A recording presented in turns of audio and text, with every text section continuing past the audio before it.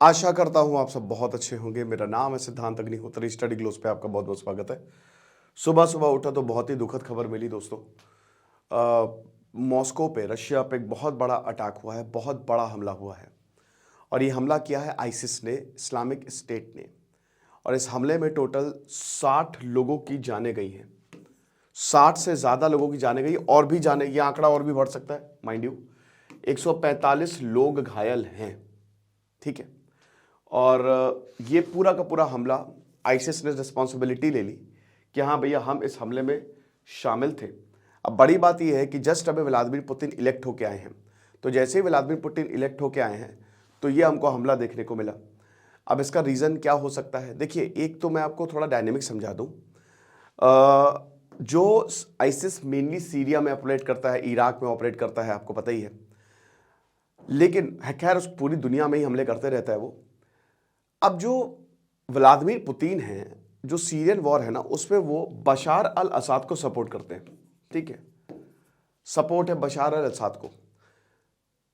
और यहां नहीं चाहता व्लादिमीर पुतिन कि बशार अल असद हटे, और आईसिस बशार अल असद के खिलाफ ही काम करता है, ये आपको पता है। तो एक तो आइडियोलॉजिकल डिफरेंस हो गए कि तुम हमारे खिलाफ जा रहे हो, हमको मार रहे हो, तो हम छोड़ेंगे नहीं। अमेरिका बशार अल असद को सपोर्ट नहीं करता, बट वो आईसिस को थोड़ी ना सपोर्ट करेगा। अमेरिका ने 2 हफ्ते पहले ही जानकारी दे दी थी। ऐसा बोला जा रहा है कि अमेरिका ने कुछ हफ्ते पहले सीक्रेटली रशिया को बोला था कि आपके ऊपर एक बहुत बड़ा हमला होने वाला है, जो कि हुआ। तो अब बात यह आती है कि आखिरकार हुआ क्या, कैसे यह हमला हुआ, कहां पे यह हमला हुआ। आपको बता दूं कि ये एक हॉल है मॉस्को में, राइट, सिटी हॉल, जहां पे एक रशियन रॉक बैंड पिकनिक आया था, उसकी परफॉर्मेंस होने वाली थी। बहुत बड़ा सा हॉल है ये, और यहां पे 9000 लोगों को एकोमोडेट किया जा सकता है। टिकट सोल्ड आउट थे, सारे टिकट बिक गए थे। तो अब क्या हुआ कि कुछ अटैकर्स आए, वीडियो में आप देख सकते हैं, मैंने तो वीडियो लगाया नहीं है, यूट्यूब हटा देगा तो इसीलिए।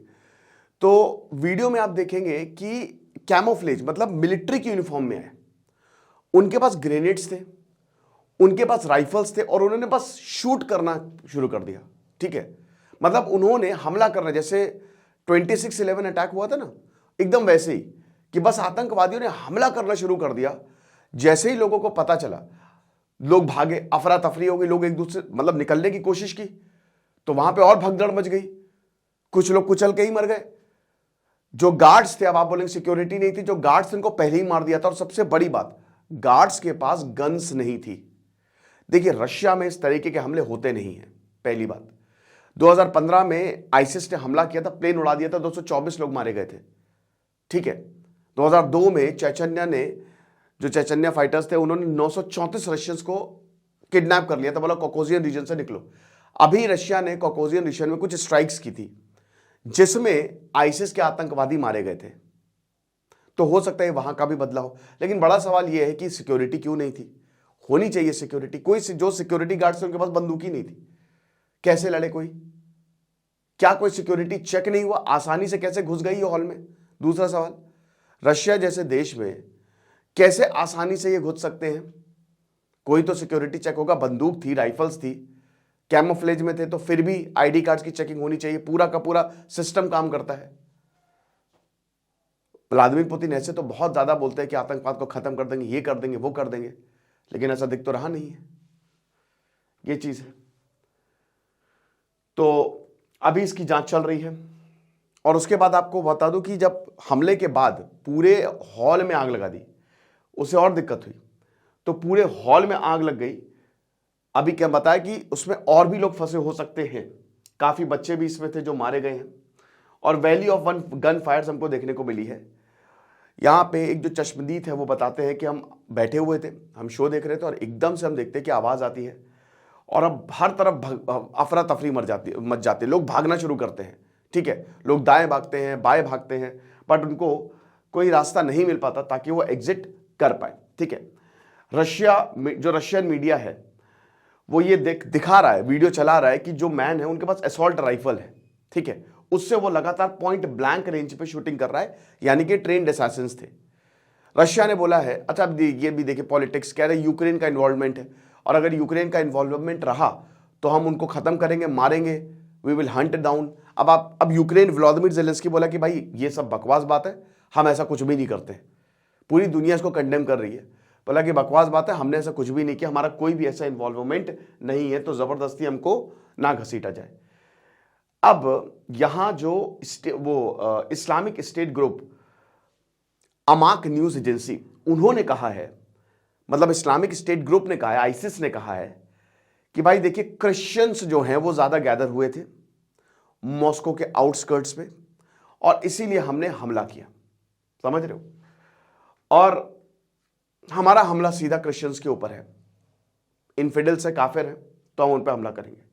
अमेरिकन इंटेलिजेंस ने यह बोला है कि जो अफगानिस्तान में इस्लामिक स्टेट ग्रुप काम करता है उसी ने मॉस्को अटैक को प्लान किया। यह भी बोला कि जैसा कि हमने बताया कि 2 हफ्ते पहले यहां पे अमेरिका ने इंफॉर्मेशन दे दी थी रशियन ऑफिशियल्स को।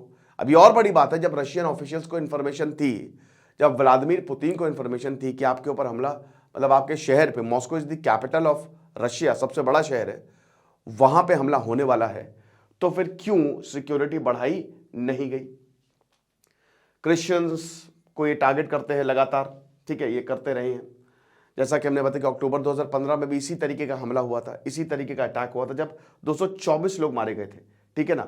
सिनाई पे प्लेन उड़ रहा था, रशियंस थे उसमें ज्यादातर, और 224 लोगों को उड़ा दिया था। तो अभी तो ये न्यूज डेवलपिंग है, जो भी होगा हम आपको बताएंगे। जो दिमित्री मेदवेदेव है, deputy head of Russia security council, उन्होंने वही बताया कि अगर यूक्रेन का इन्वॉल्वमेंट रहा तो हम छोड़ेंगे नहीं, हम यूक्रेन को खत्म करेंगे। फिर व्लादिमीर ज़ेलेंस्की का ये स्टेटमेंट आता कि भाई हमारा कोई भी जो है वो इन्वॉल्वमेंट नहीं था। और यहाँ पे एड्रियन वॉटसन, ये भी इन्होंने बताया कि अमेरिका ने तो पहले ही बोल दिया था भैया ये हमला होने वाला है, ठीक है, लेकिन यहाँ पे पुतिन की गलती है कि उन्होंने कोई यहाँ पे एक्ट वो नहीं लिया। तो दोस्तों अब क्या होगा? अब जाहिर सी बात है कार्रवाई होगी, लेकिन कार्रवाई कहाँ होगी? क्योंकि देखिए आईसिस तो यहाँ रशिया में ऑपरेट करता नहीं है, बट एक चीज़ डर की बात है कि यह कहीं पे भी है। अब देखिए अफगानिस्तान में आईसिस ऑपरेट कर रहा है, तो वही बता रहे थे कि अगर तालिबान आएगा तो ये सबके लिए खतरा है। अब पाकिस्तान को देख रहे हैं कि तालिबान दौड़ा दौड़ा के मार रहा है, ठीक है। आप रशिया में आप देख रहे हैं तालिबान आतंकियों का हेडक्वार्टर है, आप समझ रहे हो। सारे आतंकवादी जो हैं उनके लिए अफगानिस्तान एक सेफ हेवन है, वो बेस्ट वहां से ऑपरेट करेंगे और पूरी दुनिया में तबाही मचाएंगे। और इसमें कहीं ना कहीं वही बता रहे ना कि तालिबान को लाने का हाथ बहुत बड़ा पाकिस्तान का है। तो ये दिक्कत है, ये पूरी दुनिया को सोचना पड़ेगा कि तालिबान के इशू को ऐसे नहीं छोड़ सकते, इतना लाइटली नहीं छोड़ सकते। बाकी जो भी होगा हम आपको बताएंगे। हमारी होली सेल को आप ज़रूर उसका फ़ायदा उठाएं, सारे कोर्सेज पे 30% ऑफ है। Thank you so much.